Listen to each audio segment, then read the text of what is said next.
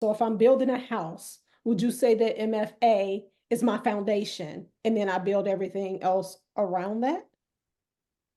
I wouldn't say Okay, that. I'm just asking. I No, because that's a great way of looking at it. And that's kind of where I was gonna go. For me, if you're gonna build a house, you better have a blueprint in front of you, and therefore you should know everything you need to build that house before you get started.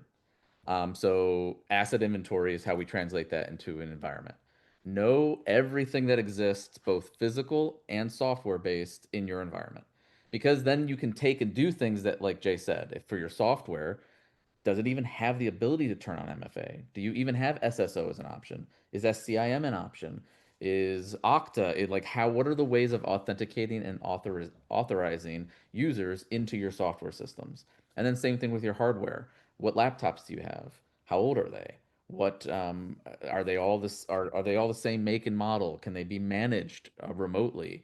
Understanding assets is the number one thing to do so that you can make decisions from there, which in the house analogy is the equivalent of having all of the equipment that you need in order to pour a foundation, in order to have the walls. The last thing you want is to be able to build everything and then go, we didn't think of siding and we didn't think of a roof. And that's going to take 6 months to get here and just let it sit open to the elements, right? So the idea is after you do asset inventory, from there we like to have an understanding of regulations and compliance requirements that you're going to have.